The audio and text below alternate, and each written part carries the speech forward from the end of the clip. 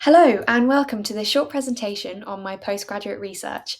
I'm absolutely delighted to have been given the opportunity to present to you today and would like to thank the organisers for running such a fantastic event, which I know will give so many students, early career archaeologists and heritage professionals like myself the opportunity to gain presentation experience and showcase their research. So before we get started, I will briefly introduce myself. My name is Sophie and I'm an early careers heritage consultant. I've been working in the historic environment sector for just over 2 years now and currently work for Blue Heritage. I have a particular interest in Georgian architecture and I'm an assistant historic buildings representative for the York Georgian Society, as well as a trustee. I'm also an archaeologist by training. I completed my undergraduate degree in archaeology and anthropology at the University of Southampton, following which I studied at the University of York, where I completed an MA in the conservation of historic buildings. And it was as part of this master's degree that I undertook the research I will be discussing today. So, in today's talk, I hope to give you a little bit of a whistle stop tour of my research. I won't be able to cover everything, or else I would be here forever and you would be bored stiff, I'm sure. But I hope that what I do focus on will give you a flavour for things. And then if you have any questions about any aspect of my research or indeed my work and career in consultancy in general, you're most welcome to get in touch. And I will leave the details of how you can do so at the end of the PowerPoint. But anyway, that's enough about me. So let's get started. Now, I'm sure many of you are thinking, what on earth is a rock cut dwelling? Isn't that just a fancy word for a cave? Why should we care about them? Well, my interest in studying rock cut dwellings was actually born out of a fierce love for watching grand designs with my mum during lockdown.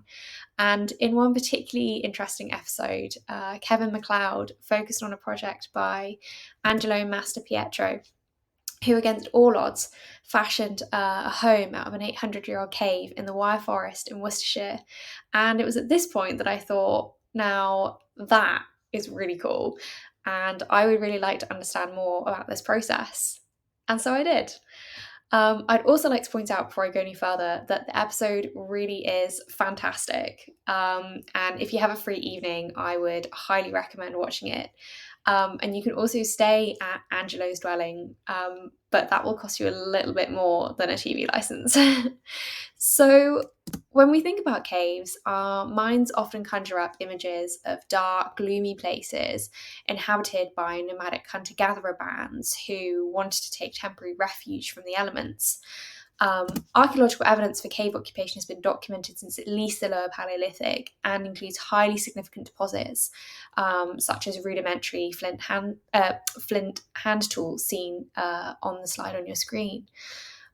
Yet cave use persisted long after this necessity had ceased, and gradually their use evolved to encompass a myriad of social, cultural, and religious purposes. By the medieval period, cave dwellings became associated with those in the periphery of society, serving as isolated monastic hermitages. And in some instances, cave occupation persisted into the post-medieval period, alongside the use of these spaces for purposes such as air raid shelters, cellars, pubs, and workshops, particularly in areas of the UK such as Nottingham. And in contrast to caves of earlier origins, these medieval and post-medieval spaces evidence deliberate modification by humankind and are often complete with fixtures and fittings such as doors and windows and chimneys. Somewhat more reminiscent of conventional buildings, these modified or entirely artificial structures are typologically distinct from natural caves, in that they're not always found in subterranean environments, but are often carved into cliff edges. And therefore, debates surrounding the extent to which they can really be classified as caves continue to prevail. And therefore, terms such as rock cut dwelling or even rock cut house are perhaps considered more appropriate.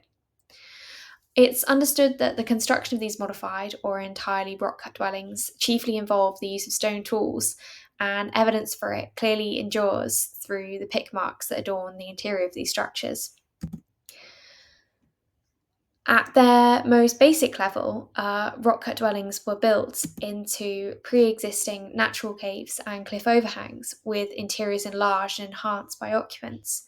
Nevertheless, these enhanced natural spaces are quite rare and are often quite difficult to interpret. whereas entirely rock-cut dwellings are comparatively more prolific, particularly through areas of the UK as seen on this map, such as West Midlands, Staffordshire, Derbyshire and Worcestershire. And these presumably later dwellings share more universal plan forms, consisting of rooms arranged in rows with doors and windows overlooking fantastic cliff edges. But despite their unique form, their existence as a unique form of vernacular architecture, rock-cut dwellings have largely averted the attention of academics. Whilst the field has attracted engagement from a range of international academics, that research has primarily focused on the contentious issue of unsustainable tourism in subterranean caves in areas such as Cappadocia in Turkey. Interest in the conservation and management of above ground structures has been minimal, with a much greater interest shown in the preservation of the ecosystems that exist within cave and karst environments.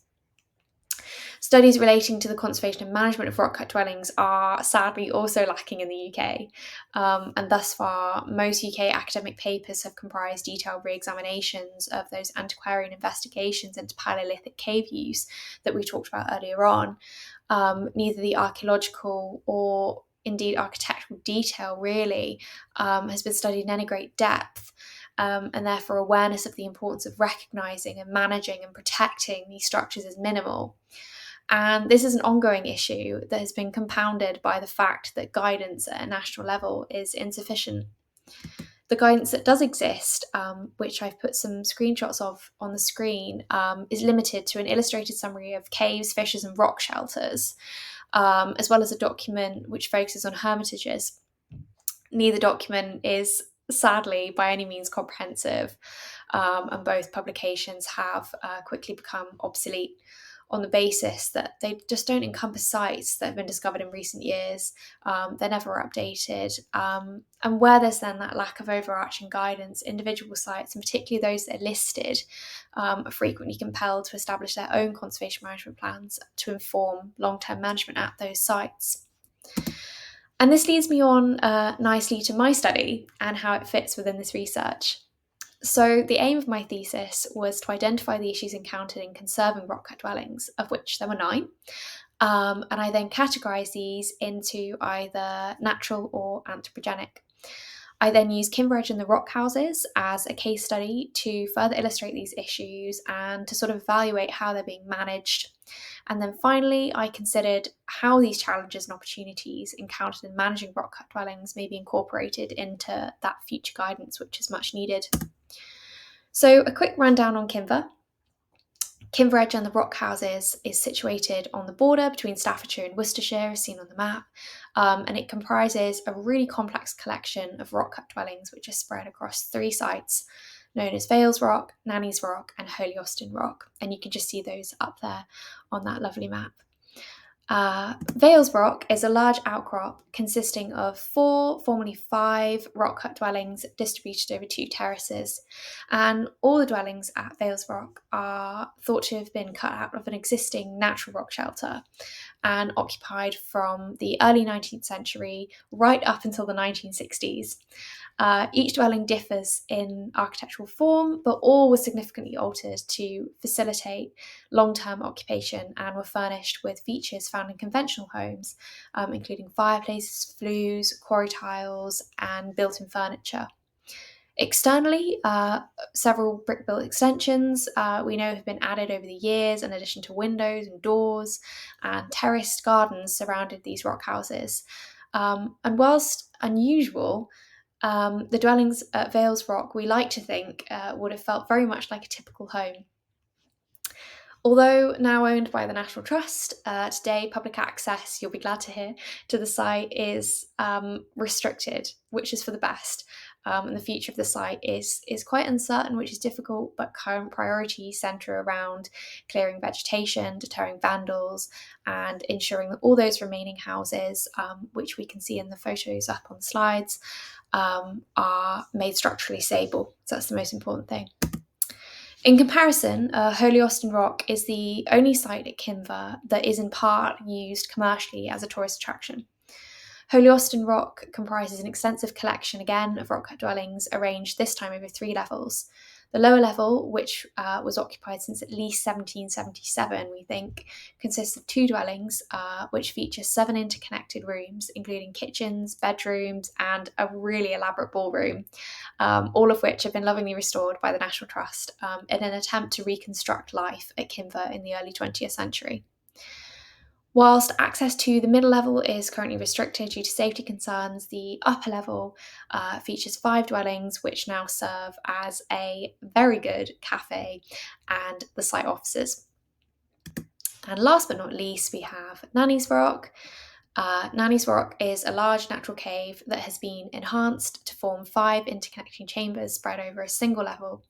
And unlike Vales Rock and Holy Austin Rock, Nanny's Rock was not heavily occupied during the 18th and 19th centuries, but rather was inhabited primarily throughout the early 17th and only periodically in later centuries. Over time, Nanny's Rock was enhanced, with windows added to fireplaces inserted to provide warmth and the surrounding area landscaped with terrace gardens.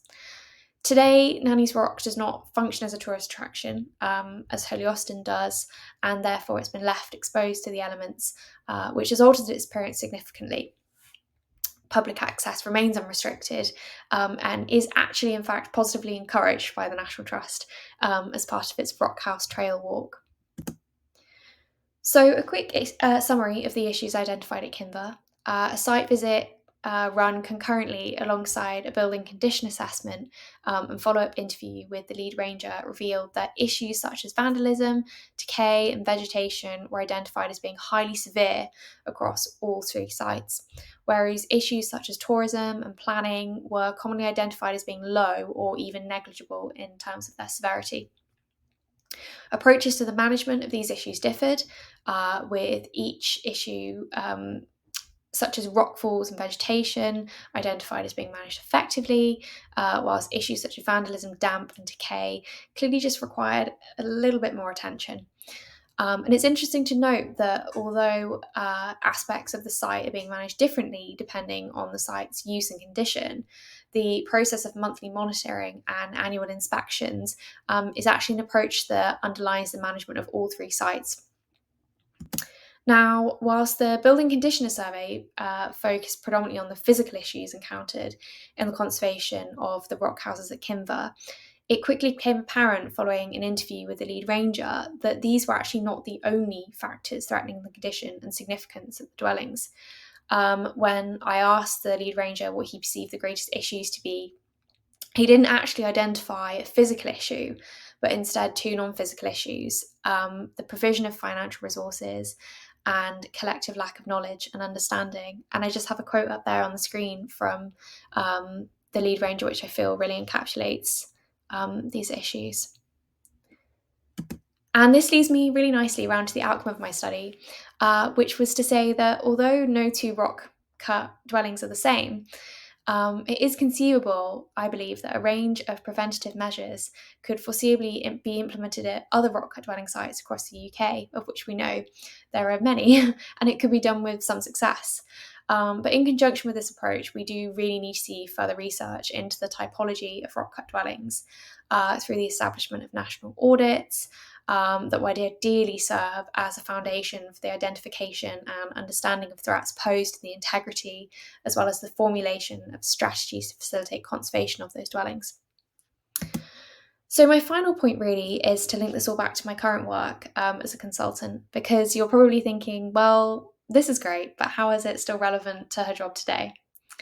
I'm glad to say that it is. As a consultant, I spend a lot of my time looking at legislation, policy, guidance, and these documents, especially ones relating to adaptive reuse and sustainable conversion, are really vital, particularly when it comes to informing managed change in the historic environment. And in terms of rock cut dwellings, we really have come some way in incorporating these structures into guidance. This presentation isn't meant to be all doom and gloom. Cities such as Nottingham continue to incorporate their subterranean network of rock cut caves into the local plan and now have specific guidance and policies pertaining to these features.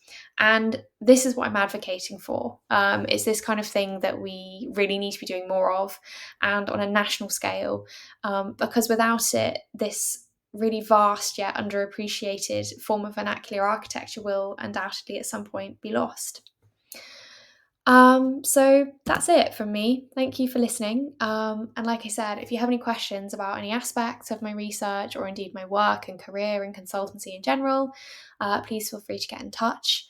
And as a lasting thought, I will leave you with this quote from Edmund Simons, to whom I owe a great deal of gratitude in helping me complete this study.